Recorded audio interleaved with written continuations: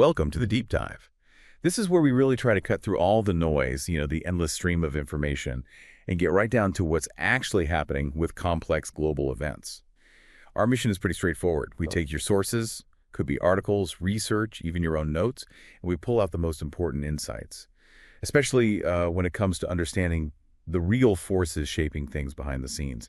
And today, wow, we're diving into some really compelling material. It's an intelligence report from NextSight. They're an amazing intelligence company, really making waves in global analysis. Yeah, they really are. What's so interesting about NextSight is they're not just, another intel firm. They focus specifically on global intelligence, and crucially, they develop their own open source intelligence platforms. Open source.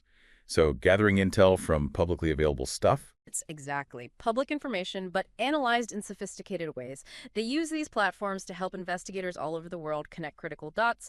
And this report we're looking at, it's really comprehensive. It draws from over 20 different global sources, think everything from Xinhua over to the Reuters Institute, and covers developments across 7 key regions. Quite the snapshot. Right, so they're assembling this mosaic, not just skimming headlines. That's powerful. Okay, so for this deep dive, we're getting into their daily intelligence brief from July 13th, 2025. It summarizes events from the day before, July 12th. Our mission today, to try and link these geopolitical actions with their financial impacts and maybe uncover some of those, let's call them potential hidden agendas, could be resource grabs, market manipulation, maybe something else entirely.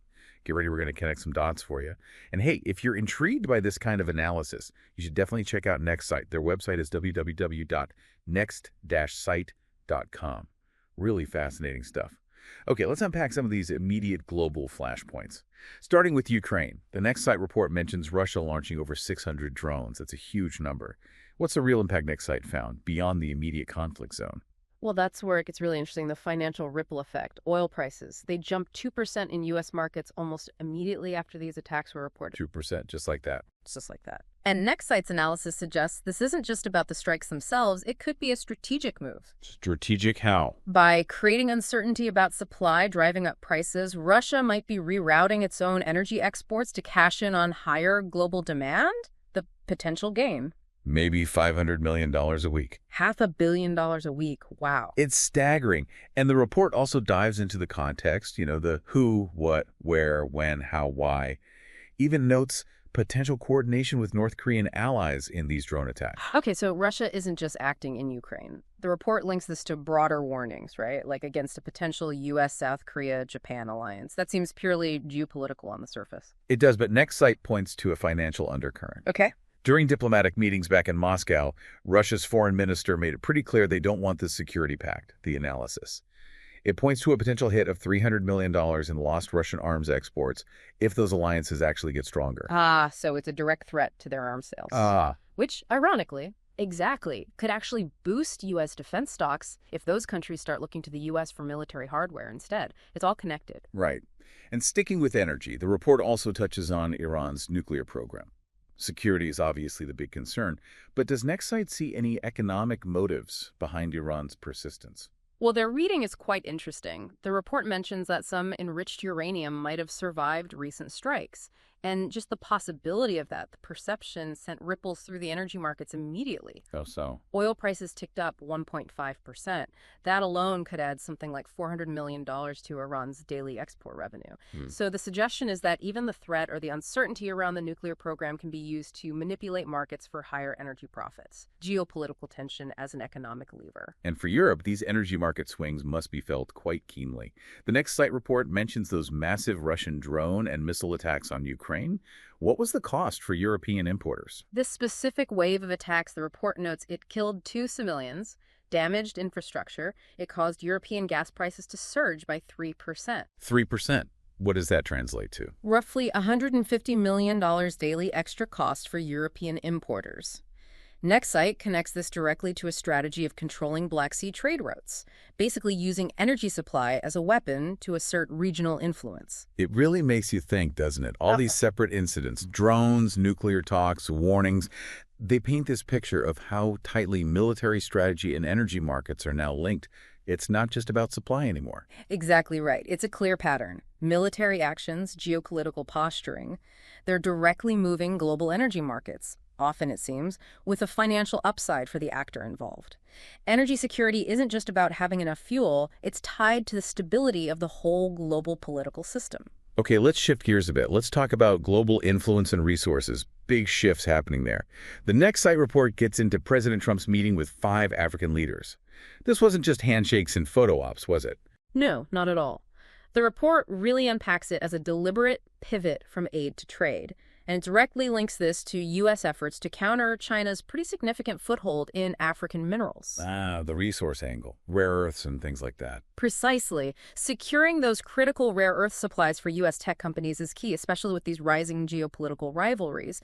And there's a concrete financial dimension, potentially $2 billion in new trade deals. That could give U.S. GDP a little bump, maybe 0.1%. It's very much an economic play. And connecting that theme of resource control, let's look at the Middle East. Syria's government rejecting partition ideas even after meeting U.S.-backed Kurdish forces. The report says there's a strong financial reason for that. Absolutely. It's fascinating. The Syrian interim government is pushing for unity, army integration, despite talks with Kurdish forces who control key areas. Why? Next site highlights oil revenue. Oil, of course. There's potentially $1 billion in annual oil revenue from those northeastern fields if they come back under state control. So while they frame it as countering Turkish influence or restoring institutions, that billion-dollar incentive is, well, it's pretty central. Makes sense. Okay, and still on resources, OPEC. They held a seminar about energy transitions. Sounds positive, carbon reduction, energy security. But next site suggests maybe some less obvious agendas. Well, the analysis raises questions. These discussions about transitions could actually run parallel to or even mask geopolitical oil supply manipulations. How so? Next site suggests the real game might be OPEC plus trying to stabilize prices, maybe pushing back against U.S. sanctions, or just maximizing their own profits as the energy world shifts. They even estimate potential investments, maybe $10 billion, flowing into Asian economies like China's as part of these deals. It highlights the strategic economic partnerships woven into these transition talks. Which then brings us to a connection I wouldn't have immediately made. An airstrike on a monastery in Myanmar. That's Asia. But the report links it to African refugee flows and UN aid. How on earth does next site connect that to resource control? It really shows how interconnected things are, doesn't it? The military action in Myanmar, while obviously about suppressing opposition locally, seems to correlate with financial gains from resource extraction. Okay. Next site points towards an underlying motive possibly involving Chinese-backed mining interests. This kind of conflict can disrupt legitimate trade, like maybe $100 million in jade exports, and potentially redirect funds towards the military instead. And the Africa link. It's more indirect. But it shows how global conflicts pull resources and attention. Funds for humanitarian aid might get diverted, or crises in one part of the world exacerbate needs elsewhere, affecting UN aid allocation globally, including in Africa. It's all part of one complex system. And beyond the big geopolitical chess moves, these reports also, tragically, shine a light on the human cost, the internal instability. Take South America, the arrest of an Italian mafia leader in Colombia. Why is that globally significant, and what's the financial angle next site found? Right. This arrest isn't just a local crime story. It connects to much broader international efforts to fight transnational crime, the kind that really messes with trade, in this case between the EU and South America. Next site's analysis dug into the financial ties, uncovering, hidden agendas related to money laundering. Seizing assets worth $10 million isn't just symbolic. It actively disrupts those illicit money flows that distort South American black market economies, impacting everything from local prices to overall stability. And then there's that just heartbreaking situation in Guatemala. Villagers lynching suspected robbers after earthquakes. What does that awful event tell us about instability and aid dynamics? It's just tragic, and it reflects that terrible instability that can follow natural disasters, especially when it might be compounded by issues like foreign aid manipulation. Aid manipulation. The analysis raises the possibility that aid might sometimes get diverted, maybe for military use, which just makes poverty worse in communities that are already incredibly vulnerable. And financially, the report notes $1 million in stolen goods in that specific incident. That loss deepens the crisis and makes people even more reliant on U.S. aid packages. It shows that direct link between local chaos and international support systems. Then over in West Africa, the UN Food Program is having to limit aid because of funding cuts. Yeah. What's the hidden agenda interpretation next site offers there? Or maybe the underlying priority? The report points to a massive $200 million shortfall, largely because of U.S. aid reductions. This obviously makes the existing famine situation much worse, but it also has this less obvious effect. It increases the pressure for migration, potentially raising costs for Europe as more people try to leave the crisis zones. So the implications. The analysis suggests that Western powers might currently be prioritizing military ed spending over humanitarian assistance. That's a choice with profound consequences for human security and stability in places like West Africa. And even things that seem smaller scale, more localized, they can still have these financial and geopolitical ripples. The report mentions, for instance, a search for a missing tourist in the Australian outback, and also Cambodia getting Khmer Rouge sites added to the UNESCO list. What's the deep dive there? It's interesting how both, though very different, touch on economic and cultural flows. For Australia, something like a missing tourist, tragically, raises safety concerns which can actually hit the tourism sector, maybe losses of $5 million annually, the report estimates. Right. And Cambodia. Meanwhile, Cambodia getting those Khmer Rouge sites on the UNESCO list, that's expected to boost tourism revenue maybe by $2 million a year, often supported by international grants. So it directly impacts their economy, but it also hints at soft power influence. International cultural recognition often comes with diplomatic and strategic side benefits. Okay, now this is where it gets really interesting, I think. The next site report doesn't just rely on official intel. It includes something they call people's hearsay, basically. Social media chatter. What's the public pulse? What are people saying about all these events we've just discussed? This part really raises some big questions about trust in information today.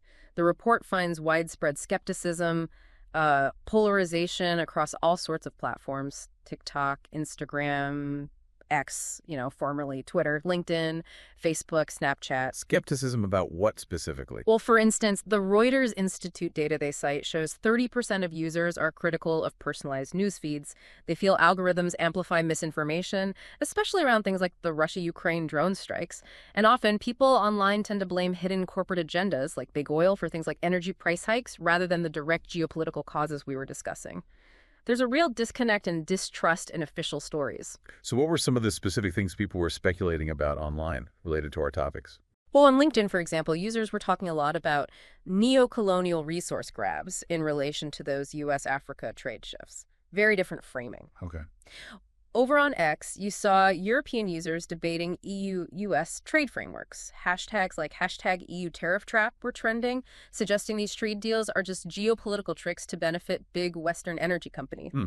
And younger people. On places like Facebook and Snapchat, there were strong accusations that Western powers are choosing military aid over food security, especially linking it to concerns about rising migration costs hitting Europe. Lots of anger and suspicion there. So stepping back, what does all this social media chatter tell us about the information landscape and, well, trust?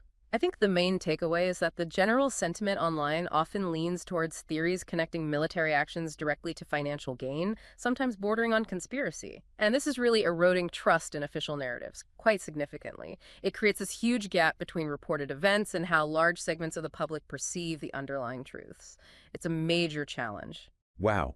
What a deep dive that was, just from one day's worth of intelligence. We've really seen how events that seem worlds apart, drone attacks, trade meetings, mafia busts, aid cuts, are often, well, interconnected.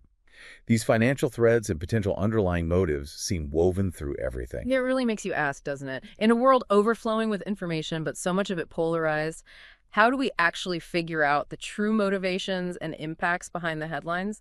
It really emphasizes the need to look beyond the surface to spot those patterns and understand the financial currents running beneath geopolitics. Absolutely.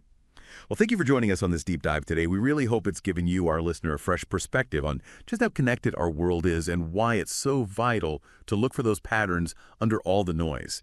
And if you found this whole analysis fascinating, you want to see more of this kind of insight, remember where today's intelligence came from. Next Site. You can explore their work, check out their open source intelligence platforms. Just go to www.next-site.com.